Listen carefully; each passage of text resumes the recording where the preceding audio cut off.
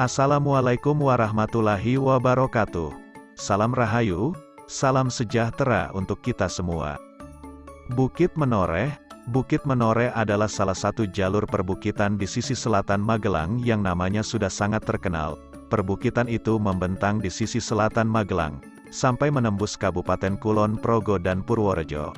Menoreh menjadi batas sisi selatan Magelang dan menjadikannya benteng alam yang mengurung Magelang dengan jalur gunung api dan perbukitan yang kukuh berdiri. Menoreh merupakan jalur kares, terbentuk alamiah dan diduga terbentuk dari hasil pengangkatan dasar laut menjadi dataran di masa silam seperti kares-kares yang lain, memiliki bentangan seluas 15 km persegi dan masuk ke dalam bagian Kulon Progo, Magelang dan Purworejo. Bentuk rangkaian kares Menoreh berupa perbukitan yang curam dan runcing pada puncaknya.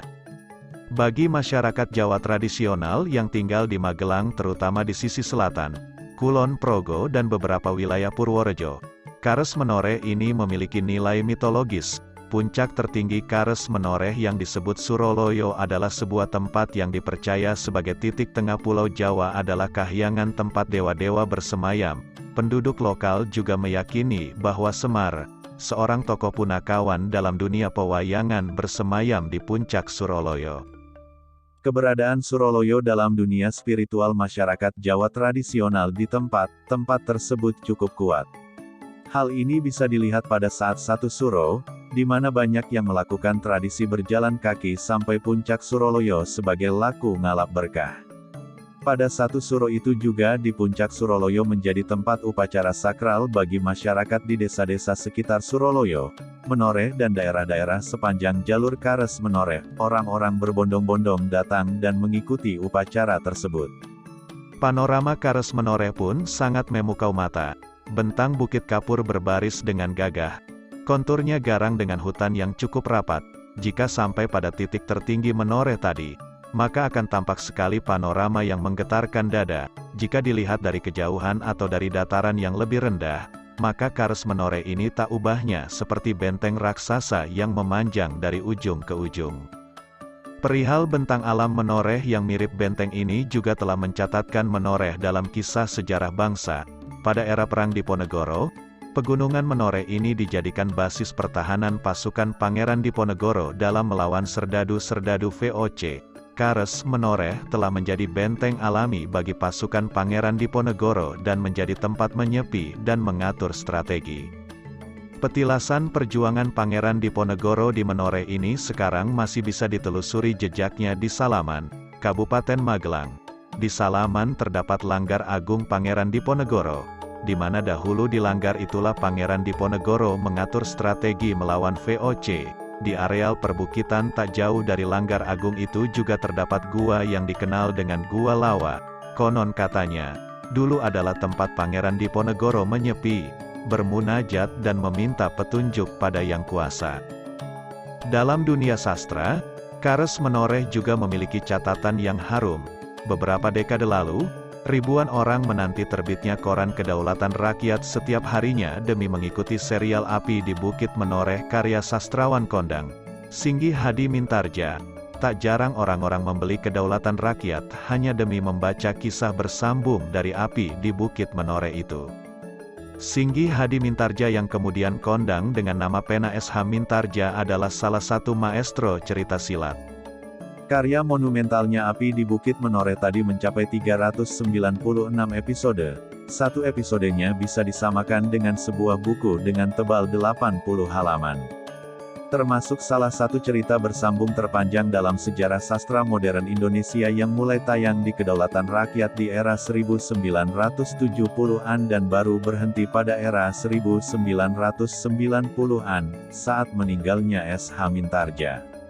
Bahkan Api di Bukit Menoreh pun sebenarnya belum berakhir ceritanya, menggantung dan dipaksa berakhir karena meninggalnya sang pengarang. Api di Bukit Menoreh yang mengambil setting di kares Menoreh ini bahkan sempat menjadikan roman tadi sebagai mitos. Tak jarang banyak yang menganggap cerita tersebut adalah fakta sejarah. Hal ini merupakan hasil kepiawaian SH Mintarja meramu kisah silat dengan setting sejarah di era Kerajaan Mataram Islam. beberapa nama yang merupakan tokoh di cerita tersebut bahkan sampai melekat erat bagi sebagian pembaca dan menganggapnya benar-benar ada. Menoreh tetap kukuh berdiri sampai sekarang. Pegunungan yang gagah di selatan Jawa ini sebenarnya memiliki posisi yang cukup strategis dan potensial dikembangkan. Dengan berbagai macam kisah tentang Menoreh tadi, banyak sekali keindahan dari Menoreh yang bisa dinikmati. Sebuah kares dengan potensi unik ini sebenarnya adalah harta karun yang dimiliki oleh Magelang dan sekitarnya. Sayang sekali, banyak yang belum ngeh dengan Menoreh. Di Magelang sendiri, beberapa wilayah di Menoreh identik dengan ketertinggalan dan akses yang rusak. Selain itu, kepedulian masyarakat dan pemerintah terhadap potensi kares Menoreh masih minim. Kita bisa melihat ketidakpedulian tadi ada pada beroperasinya pabrik marmer di Salaman, berdekatan dengan Langgar Agung Diponegoro. Di mana lokasi pabrik marmer tersebut satu kompleks dengan Gua Lawa yang konon tempat semedi Pangeran Diponegoro. Bukit di situ pun digerus untuk marmer, walaupun kabarnya Gua Lawa masih dipertahankan sampai sekarang. Bagi masyarakat Magelang, Menoreh adalah sebuah keindahan di sisi selatan, tampak cantik dipandang dari Borobudur ataupun dari kejauhan. Bentang alam tadi menunggu polesan untuk dikembangkan. Beberapa yang jeli bisa mengolah kecantikan kares Menoreh menjadi semakin bersinar, seperti contohnya Amanjiwo, sebuah hotel kelas dunia yang bertempat di Menoreh. Menoreh, sama cantiknya dengan bentang alam lainnya di Magelang. Dan sebenarnya banyak sekali tempat menarik di sepanjang jalur kares Menoreh. Jika berkesempatan, saya sarankan jelajahilah Menoreh dengan trekking, hiking. Di era 1990-an, kares Menoreh adalah salah satu tempat favorit tujuan hiking. Biasanya mengambil rute dari Borobudur dan finish di Suroloyo, mengikuti jalur para pelaku lakon muncak ke Suroloyo di malam satu Suro. Orang-orang Jawa tradisional, dengan kecantikannya dan daerah yang sepi nan membuai, kares Menoreh adalah alternatif lain untuk berkontemplasi di Magelang. Puncak Suroloyo adalah salah satu puncak tertinggi di Pegunungan Menoreh yang memiliki ketinggian 981 mdpl.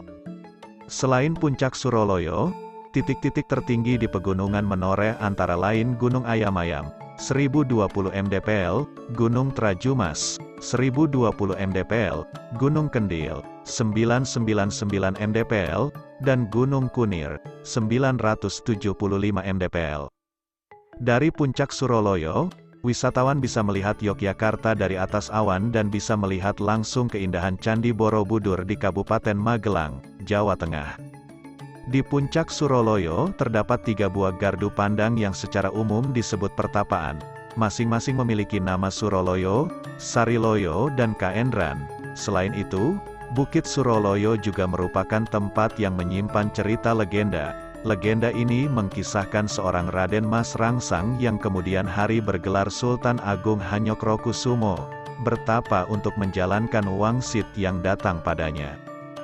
Saat cuaca cerah, pemandangan di Puncak Suroloyo begitu menakjubkan. Terlihat Gunung Merapi dan Merbabu di sisi timur, sementara jauh di kaki langit sebelah utara, tampak Gunung Sumbing yang menjulang begitu tinggi. Biasanya Puncak Suroloyo paling pas dikunjungi untuk menyaksikan keindahan matahari terbit atau terbenam. Objek wisata ini juga pas untuk aktivitas camping karena menyajikan pemandangan malam yang tidak kalah indah. Jika diamati dengan saksama, beberapa objek wisata yang ada di Kabupaten Magelang juga tampak dari Puncak Suroloyo. Hal ini bisa dilakukan saat cuaca cerah, ketika tidak ada kabut tebal yang menghalangi pandangan. Pegunungan Menoreh tertulis dalam sejarah terbentuknya Indonesia ketika dijadikan basis pertahanan oleh Pangeran Diponegoro dalam Perang Jawa melawan Hindia Belanda pada tahun 1825 sampai tahun 1830. Banyak yang meyakini bahwa siluet pegunungan tersebut mirip dengan sosok Gunadarma, arsitek Candi Borobudur, kala tertidur. Ada banyak pilihan wisata alam di sini, mulai dari wisata alam Kali Biru, Pule Payung, Puncak Suroloyo, Ayunan Langit, Sungai Mudal, air terjun Kedung Pedut, Kembang Soka, Embung Banjaroya, Kebun Teh Ngelinggo, Gua Kiskendo, hutan pinus Girimulyo, dan masih banyak lagi. Tanahnya yang subur juga membuat perkebunan buah banyak dijumpai di sini, mulai dari manggis sampai durian. Saat musim panen, biasanya warga membuka kebunnya untuk kunjungan wisatawan. Turis yang gemar bersepeda atau kemah juga bisa melakukan hobinya di sini. Ada salah satu keunikan alam di Pegunungan Menoreh, yakni Museum Alam Marmer Merah, berupa gugusan tebing marmer merah yang tinggi menjulang. Bebatuan yang membingkai tebingnya bukan dari batu alam biasa, melainkan dari batu marmer yang identik dengan urat-uratnya. Bukit Marmer Merah ini kabarnya hanya ada 2 di dunia, satu di Italia dan satu lagi di Indonesia. Museum Alam Marmer Merah sendiri telah eksis sejak 2016. Pengelola membuat tangga batu marmer untuk menuju spot foto dengan ketinggian sekitar 500 mdpl. Bagi yang tak gentar dengan ketinggian, silakan naik. Di dekat Museum Alam Marmer Merah, turis bisa sekaligus menyambangi peternakan kambing etawa atau budidaya gula semut dan kopi milik warga. Itulah sepenggal fakta unik dan menarik terkait Bukit Menoreh yang kami rangkum dari berbagai sumber. Rahayu, Rahayu, Rahayu.